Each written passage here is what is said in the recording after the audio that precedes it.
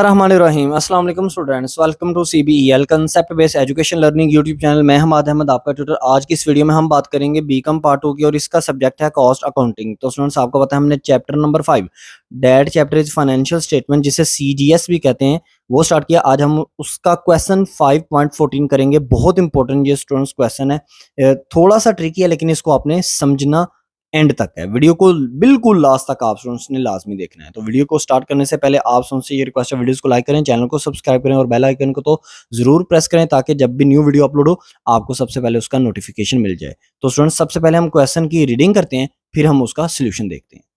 Question number 5.14 है calculation of estimated cost of work in process inventory. On May 31, 2020, a fire breaks out in factory of Ahmed Manufactures.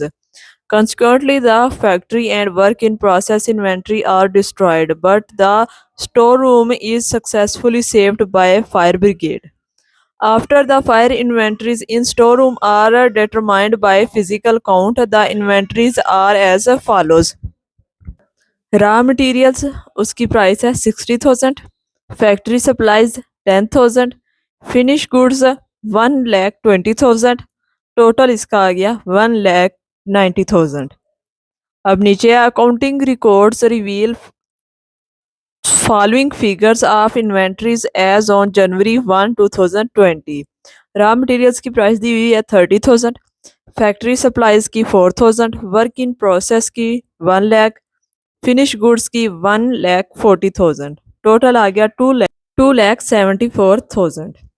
अब नीचे है a review of accounts showed that sales and gross profit for the last 5 years were. 2019 में है sales की price RS 6,60,000 और gross profit में है 2,37,800। 2018 में सेल्स की प्राइस है 6,40,000 और ग्रॉस प्रॉफिट में है 2,24,800। 2017 में सेल्स की प्राइस है 6 लाख, ग्रॉस प्रॉफिट में उसकी प्राइस है 1,92,400। 2016 में सेल्स की प्राइस है 5,40,000 और ग्रॉस प्रॉफिट में है 1,88,000। 2015 में सेल्स की प्राइस है 5 लाख, ग्रॉस प्रॉफिट की प्राइस है ग्रॉस प्रॉफिट में इसकी प्राइस है 1,37,000। टोटल आ गया सेल्स में 2,94,000 और ग्रॉस प्रॉफिट में आ गया है 9,80,000। नेक्स्ट है cell up to May 31, 2020 RS 3 lakh, raw material purchases are RS 1 lakh, carriage on purchases is RS 10,000, direct labor for the 5 month is RS 80,000. For the past 5 years, factory overhead is 50% of direct labor cost. नीचे required दी हुई है, उसकी reading भी कर लेते हैं। Compute the value of work in process inventory lost by fire. ये था हमारा क्वेश्चन नंबर 5.14। अब हम इसके सोल्यूशन की तरफ मूव ऑन करते हैं। अच्छा, तो स्टूडेंट्स, अब हम सबसे पहले क्या करेंगे, इसका सोल्यूशन देखेंगे। क्वेश्चन नंबर हमारा क्या है, 14। आप स्टूडेंट्स ने बहुत तवज्जो से इसका सोल्यूशन सुनना है, बहुत इंपॉर्टेंट ये क्वेश्चन है। सबसे पहले तो थोड़ी सी मैं बात करता हूँ, फिर सोल्यूशन पर चलते हैं। आपको ओपनिंग मटेरियल भी दिया हुआ है, आपको एंडिंग मटेरियल भी दिया हुआ है, आपको ओपनिंग वर्किंग प्रोसेस भी दिया हुआ है, आपको एंडिंग वर्किंग प्रोसेस नहीं दिया हुआ। आपको ओपनिंग फिनिश गुड भी दी हुई है, आपको एंडिंग फिनिश गुड भी दी हुई है, आपको डायरेक्ट लेबर भी दिया हुआ है 80,000। आपको FOH के मुताबिक उसने कहा है कि डायरेक्ट लेबर का 50% ले लो, यानी कि सारी चीजें आपको दी हुई हैं। सिर्फ आपको क्लोजिंग वर्क इन प्रोसेस नहीं दिया हुआ, जिसको निकालने के लिए आप ये कंप्लीट फॉर्मेट पहले बनाएंगे।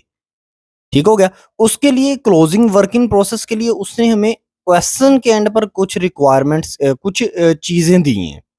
उसने हमें प्रीवियसली 5 ईयर की सेल दे दी है, प्रीवियसली 5 ईयर की उसने हमें दे दिया है GP।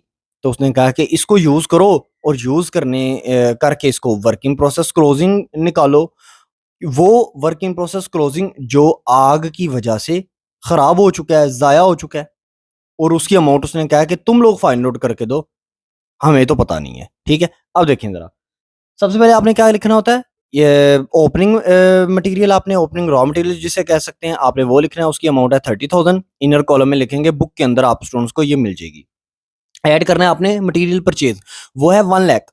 1 लाख का बिल्कुल अमाउंट जो है ना वो मटेरियल परचेज के सामने लिखनी है। क्योंकि इसमें एक चीज ऐड करने के लिए भी उसने दी हुई है क्वेश्चन में, फ्राइट इन दी हुई है 10,000, तो इसको प्लस करें 1 लाख में तो आएगा आपके पास 1,10,000। इसको अब आपने 30,000 इनर कॉलम के नीचे लिख देना है।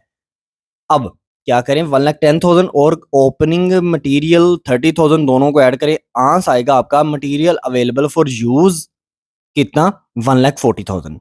अब आपने according to CGS format less करना होता है रॉ मटेरियल एंडिंग यानी कि क्लोजिंग, वो अमाउंट है आपके पास 60,000, क्वेश्चन में ही दी हुई है।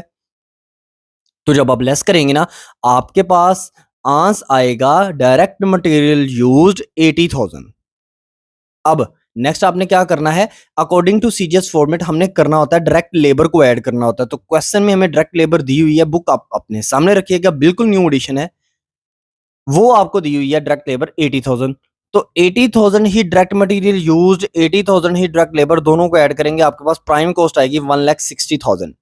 इसमें आपने ऐड करना है एफओएच।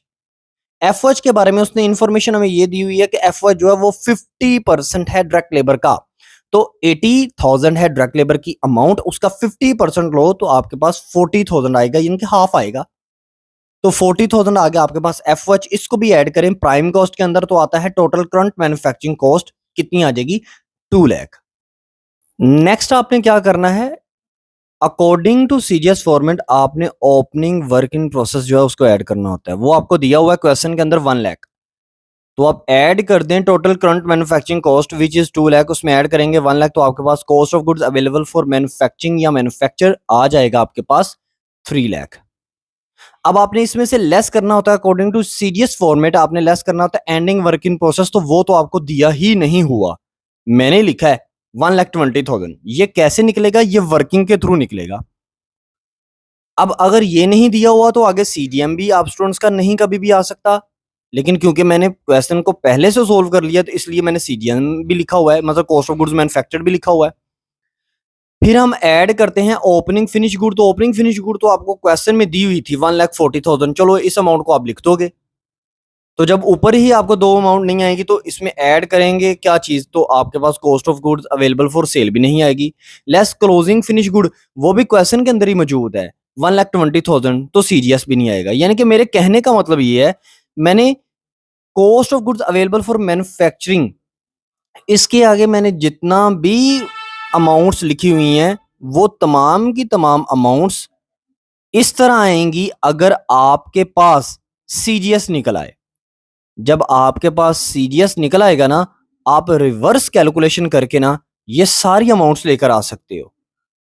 रिवर्स कैलकुलेशन करके आप ये सारी की सारी अमाउंट्स लेके आ सकते हो, ऊपर क्लोजिंग वर्किंग प्रोसेस तक हम जा सकते हैं। तो अब हम क्या करते हैं, नेक्स्ट वर्किंग करते हैं। वर्किंग के अंदर हम ये देखते हैं कि हमारा सीजीएस कैसे निकलेगा। सीजीएस के लिए हम क्या करेंगे, वही जो प्रीवियस ईयर 5 ईयर की हमें सेल और प्रीवियस 5 ईयर की हमें जीपी ग्रोस प्रॉफिट दिए हुए हैं ना, उनको यूज करके हम सीजीएस निकालते हैं। अब हम वर्किंग की तरफ मूव ऑन कर गए हैं, तो आप स्टूडेंट्स ने सबसे पहले इस वर्किंग को बहुत अच्छे से समझना है। देखिए हम वर्किंग क्यों कर रहे हैं, मैं दोबारा आपको बता रहा हूं, सीजीएस निकालने के लिए। अगर हमारे पास सीजीएस निकल आए ना तो हम रिवर्स कैलकुलेशन से वर्किंग प्रोसेस क्लोजिंग निकाल सकते हैं, सब कुछ क्लियर हो जाएगा। फिर अब आपको क्या सर सीजीएस, आपको कैसे पता चला हमने सीजीएस ही निकालना है, ये इन्फॉर्मेशन हमें कैसे बताती है कि हमने सीजीएस ही निकालना है? ये इन्फॉर्मेशन हमें इस तरह बताती है हमने सीजीएस निकालना है, क्योंकि सीजीएस का फार्मूला होता है सेल माइनस जीपी, होता है ना ये फार्मूला, एडवांस अकाउंटिंग रेशियो के चैप्टर नंबर 5 में आप पढ़ के आए हैं।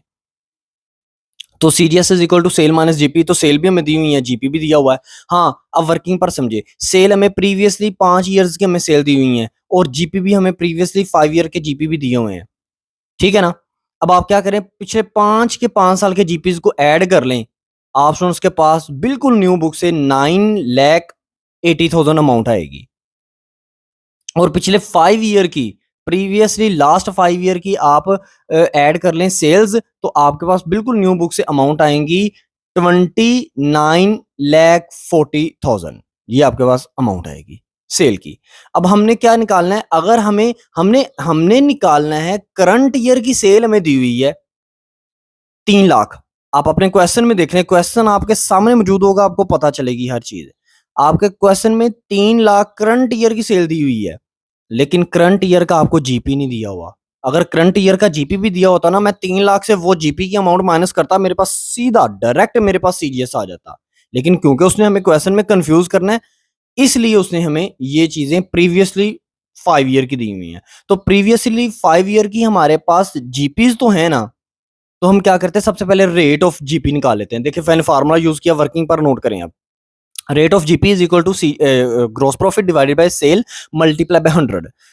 लास्ट 5 ईयर के ग्रोस प्रॉफिट को जमा किया तो आया 9,80,000। इसको डिवाइड करना है हमने लास्ट 5 ईयर की सेल पर, वो आपके पास आएगी 29,40,000। मल्टीप्लाई बाय 100 करेंगे, आपके पास परसेंटेज आ जाएगी, यानी कि रेट ऑफ जीपी का मतलब होता है कि परसेंटेज चाहिए, वो निकलेगी 33.3333%।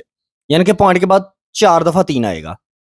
अब सर ये रेट क्यों निकालना था? रेट इसलिए निकालना था क्योंकि अगर हमें करंट ईयर के जीपी का रेट निकला है ना, हम करंट ईयर की जो सेल होगी ना 3 लाख जो कि हमें उसने दी हुई है, उस पर अप्लाई करेंगे, करंट ईयर का जीपी निकल आएगा, फिर दोनों को माइनस कर देंगे। देखना मैं इसी तरह करूंगा। अब नीचे जरा नोट डाउन करें, मैंने परसेंटेज निकाल ली। अब लें करंट ईयर की सेल। करंट ईयर की सेल मेरे पास कितनी है? 3 लाख। आप भी अपनी बुक पर देख लीजिएगा, 3 लाख ही मौजूद होगी। 3 लाख को क्या करें, मल्टीप्लाई बाय 33.3333 डिवाइड 100 कर दें, तो आपके पास अमाउंट आएगी कैलकुलेटर पर 9999.99, यानी कि पॉइंट से पहले 4 दफा 9 और पॉइंट के बाद भी 9 आएंगे।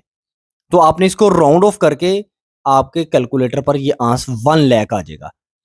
यानी कि जब हमने सेल के ऊपर जीपी अप्लाई किया, करंट ईयर का जीपी निकालने के लिए, करंट ईयर की सेल ली 3 लाख, उसके ऊपर जब हमने जीपी निकाला तो हमारे पास जीपी निकला 1 लाख। अब हम कर सकते हैं काम, यानी कि हम ना सीजीएस निकालने के लिए हम क्या करें, सेल में से माइनस कर दें। क्या? सेल में से माइनस कर देते हैं जीपी, तो हमारे पास करंट ईयर की सीजीएस निकल आएगी। अब देखिए नीचे ही मैंने लिखा हुआ है सेल माइनस सीजीएस करें तो वैसे जीपी निकलता है ना, लेकिन हम क्या करेंगे, हम सेल में से जीपी माइनस करेंगे तो सीजीएस निकलेगा। अब देखिए सेल आपके पास कितनी है? 3 लाख, और बिल्कुल बटे के नीचे देखिए मैंने जीपी भी लिखा हुआ है 1 लाख, तो 3 लाख में से 1 लाख निकालें तो 2 लाख आपके पास सीजीएस निकल आया है। 2 लाख आप स्टूडेंट्स के पास क्या निकल आया है? सीजीएस। तो ये वो अमाउंट है सीजीएस की, जो कि आप उस फॉर्मेट में, सीजीएस के फॉर्मेट में, इसको सीजीएस के बिल्कुल सामने लिखें, कॉस्ट ऑफ गुड्स सोल्ड के सामने लिखें। रिवर्स कैलकुलेशन की मदद से आप क्या करो, ऊपर वाली सारी चीजें फाइंड आउट कर लो क्लोजिंग वर्किंग प्रोसेस तक। मैंने आगे नोट लिखा हुआ है, इस नोट को आप स्टूडेंट्स ने अच्छे से नोट कर लेना है अपने पेपर के लिए। इसमें मैंने ये लिखा हुआ है कि सीजीएस हमने क्यों निकाला है, क्योंकि हमने सीजीएस करंट ईयर का निकाल के इसको फॉर्मेट में पुट करेंगे, और फॉर्मेट में पुट करके अब रिवर्स कैलकुलेशन के थ्रू हम नेक्स्ट ऊपर अपना जो क्लोजिंग वर्किंग प्रोसेस हमने निकालना है ना, वो निकल आएगा। तो इस नोट को काइंडली आपने जरूर इसकी पिक चाहे खींच लें, इसको इस क्वेश्चन के लिए आप लोगों ने लाजमी समझे याद करना है। स्टूडेंट्स देखिएगा मैं दोबारा सीजीएस के फॉर्मेट पर आ गया हूँ। यहाँ पर मैं सीजीएस की अमाउंट पुट करके ना आप स्टूडेंट्स को रिवर्स कैलकुलेशन के थ्रू बताऊंगा कि क्लोजिंग वर्किंग प्रोसेस कैसे निकलेगा। तो सबसे नीचे देखें, सीजीएस के सामने मैंने अमाउंट लिख दी 2 लाख। अब 2 लाख से ऊपर आपको क्लोजिंग वर्किंग प्रोसेस नजर आ रहा है ना, less closing, sorry closing finish good आपको नजर आ रहा है ना, लेस क्लोजिंग फिनिश गुड कितनी, ये आपको नजर आ रही है 1,20,000। ये आपको क्वेश्चन में दी हुई थी। अब जब आपने रिवर्स कैलकुलेशन जाना है ना, तो 2 लाख में 2 लाख में ये ऐड कर दो 1,20,000। क्यों? उसकी वजह क्या है? इसलिए हम ऐड करेंगे क्योंकि जब नीचे से ऊपर की तरफ जाएंगे तो जो चीज लेस हो रही है वो ऐड हो जाएगी। तो 3 लाख में 1,20,000 ऐड हुआ, तो cost of good available for sale आ गई आपके पास। सॉरी 2 लाख में जब 1,20,000 ऐड होगा तो आपके पास cost of goods available for sale आ जाएगा 3,20,000। ठीक है। अब इसके ऊपर देखो तो आपको नजर आ रहा है ऐड ओपनिंग फिनिश गुड, वो है 1,40,000। तो जब आप रिवर्स कैलकुलेशन मजीद ऊपर की तरफ करेंगे तो ये लेस हो जाएगा। 3,20,000 में से 1,40,000 लेस कर दें तो आपके पास cost of goods available for cost of goods manufactured, cost of good manufacture यानी कि सीजीएम के सामने आपके पास अमाउंट आ जाएगी 1,80,000। अब ये 1,80,000 आई अमाउंट सीजीएम के सामने, कॉस्ट ऑफ गुड मैन्युफैक्चर्ड के सामने। ऊपर है less closing working process. Closing working process जो है ना, वो मैंने निकाला हुआ है 1,20,000। यही बताना है ये कैसे निकला, लेकिन इससे बिल्कुल ऊपर अमाउंट देखिएगा cost of goods available for manufacture, वो कितनी थी? वो आपको दी हुई थी cost of goods available for manufacture 3 lakh. तो 3 लाख में से क्योंकि दरमियान वाली अमाउंट हमें चाहिए, क्लोजिंग वर्किंग प्रोसेस चाहिए, दरमियान वाली अमाउंट चाहिए, तो 3 लाख में से क्या करें आप, ये जो नीचे है ना 1,80,000 यानी कि कॉस्ट ऑफ गुड्स मैन्युफैक्चर्ड, इसको माइनस कर दें। दरमियान वाली अमाउंट चाहे आपको चाहिए हो ना, तो फिर वही कैलकुलेशन रहती है जो ऊपर से नीचे की तरफ हो रही थी। जब हमने दरमियान वाली अमाउंट पुट करनी हो ना, दो अमाउंटों के दरमियान वाली अमाउंट जब हमें चाहिए, तो तब हमने एक्चुअल में वही प्रोसीजर अपनाना है जो हमें पहले से मौजूद है। यानी कि ये लेस हो रहा है ना, closing work in process less होने से आएगा, तो हमें ये लेस ही करनी पड़ेंगी अमाउंट। तो 3 लाख में से लेस कर दें 1,80,000, तो आपके पास अमाउंट आ जाएगी cost of goods, sorry amount आ जाएगी क्लोजिंग वर्क इन प्रोसेस की 1,20,000। तो ये स्टूडेंट्स इस तरह आपका क्लोजिंग वर्किंग प्रोसेस निकलेगा। सीजीएस की अमाउंट पुट करनी है, रिवर्स कैलकुलेशन के थ्रू ऊपर की तरफ जाना है, फिर जब आप पहुंच जाएंगे सीजीएम पर, तब आपने रिवर्स कैलकुलेशन को स्टॉप करना है और मेन कैलकुलेशन दोबारा से ऊपर से नीचे की तरफ आएंगे, यानी कि cost of goods available for manufacture से कॉस्ट ऑफ गुड्स मैन्युफैक्चर्ड ये माइनस कर देंगे, तो आपके पास अमाउंट क्लोजिंग वर्किंग प्रोसेस की आ जाएगी। तो ये स्टूडेंट्स आपका क्वेश्चन था। आई होप आपको ये समझ में आया होगा। अगर आपको फिर भी कोई इशू है, कोई क्यूरी है, तो कमेंट सेक्शन में लाजमी पूछें। अपना ख्याल रखें, अपने इस यूट्यूब चैनल का भी। अल्लाह हाफिज़।